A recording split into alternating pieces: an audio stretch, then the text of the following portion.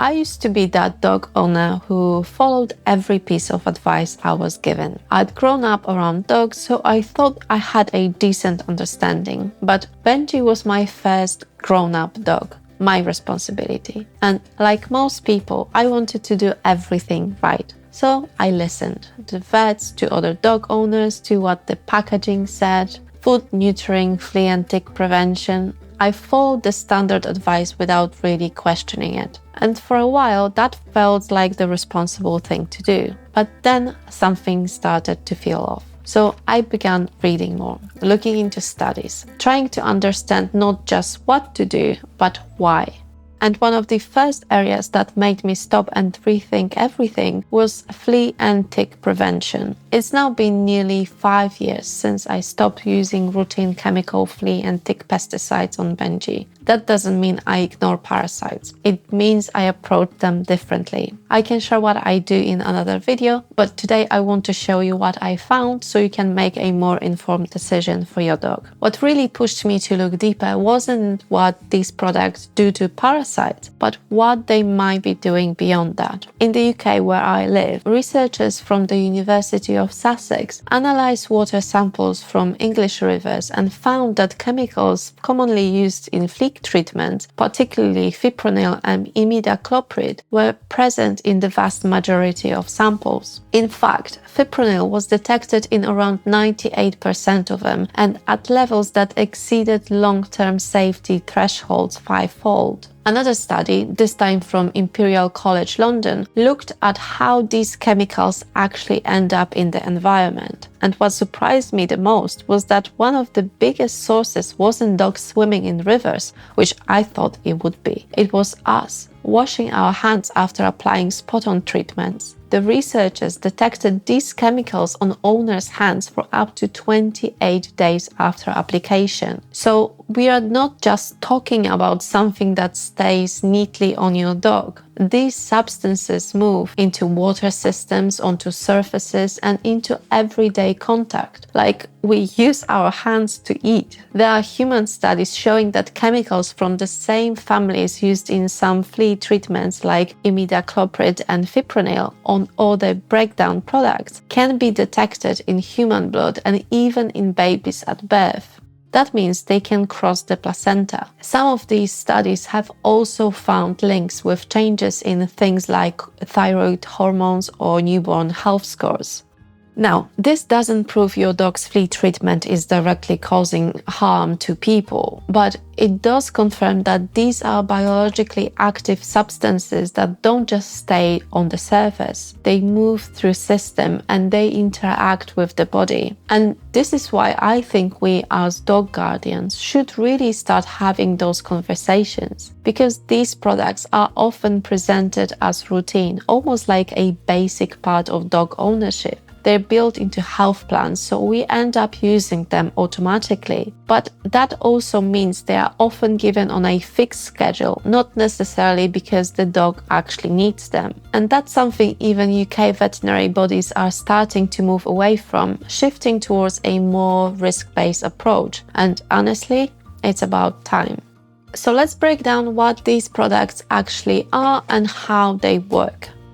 One of the most commonly used products is Bravecto. This is what's known as a systemic treatment, meaning the active ingredient, fluralana, circulates in your dog's body. It used to be given as a chew or a spot-on, but there is now also an injectable version administered by a vet and designed to last for up to 12 months from a single dose. Yes, it sounds convenient. You don't have to think about it each month. But if something doesn't go to plan, it becomes much harder to manage. Because with a chew, you can just stop giving it. But with an injection, it stays active in the body for months, and you have to deal with any adverse reactions while the product is still in your dog's system. Regardless of the form, the way Bravecto works is the same. The chemical is present in the dog's system, and a flea or tick has to bite and start feeding in order to be exposed to it. This is really important because many owners assume these products repel parasites, that they somehow create a protective barrier around the dog. In the case of Bravecto, that's not how it works. The parasite has to attach first. The same misunderstanding applies to many other products. Take Advantage, for example, which contains imidacloprid. This is a topical treatment that spreads across the skin and coat. It kills fleas through contact, which means fleas don't need to bite the dog to die, but it's not designed as a repellent and it doesn't act as a full barrier. Advocate builds on that by combining imidacloprid with moxidectin, so it covers additional parasites like certain worms and mites. But like Advantage,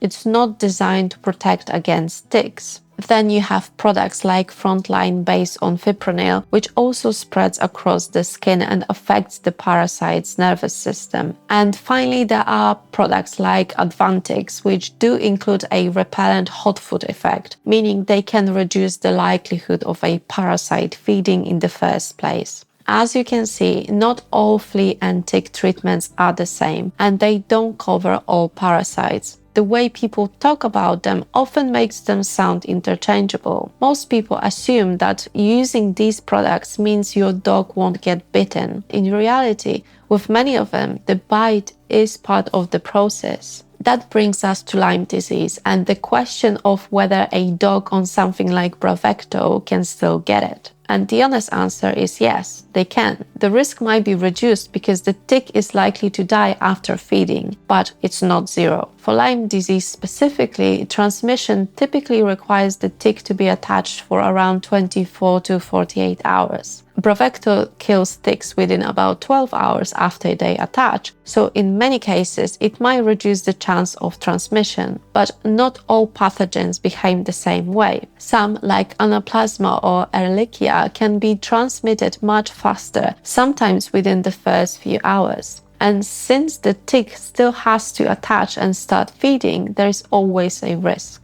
If you're using a product that doesn't repel ticks at all, then that protective effect simply isn't there in the first place. And just to be clear, I don't want to scare you. I just want you to have a better understanding of what these products actually do, rather than what we assume they do. Now, let's talk about side effects, because this is where things can get quite emotional online. If you read the official product information, you will see that side effects are listed quite clearly. With products like Bravecto, common ones include digestive upset, things like vomiting or diarrhea. But there are also rare neurological signs reported, such as tremors or seizures. With topical products like Advantage or Advocate, you will see skin reactions, itching, hair loss at the application site. In rare cases, neurological signs if the product is ingested through licking. Regulators collect reports of suspected adverse reactions through dedicated systems, and in Europe, you can access them in a public database. These reports don't confirm cause and effect. They reflect suspicions raised by vets and owners, and only a small percentage of cases is actually reported. You'll also find Facebook groups where owners share their experiences. Some of those stories are very distressing, especially when people describe a sudden reaction in an otherwise healthy dog and feel like they're on their own trying to piece together what happened with no help from their vets. What I'm trying to say is these products are not neutral. They are active substances designed to affect the nervous system of parasites. And in some cases, that can extend beyond the parasite and have negative effects on our pets, our environment, and us. I'm not saying you should never use these products. There are situations where they are absolutely appropriate, high-risk environments or known infestations. But what I've personally moved away from is the automatic use without asking whether it's actually necessary. Instead, I focus on prevention in a different way. I check Benji regularly, especially after walks in high-risk areas. I use natural repellents. I keep on top of daily brushing. I support his overall health with proper nutrition and only use stronger products when there is a clear reason. So far, in those 5 years since I stopped using these chemicals, we've only had a few ticks I had to manually remove and a few fleas. If there's one thing I want you to take away from this video, is this: stay curious. Listen to your vet, other dog owners, or even people like me, absolutely. But then ask questions. Understand how things work. Do your own research. Because once you do, you realize that a lot of what we do by default isn't always the only or the best option out there. Thanks for watching.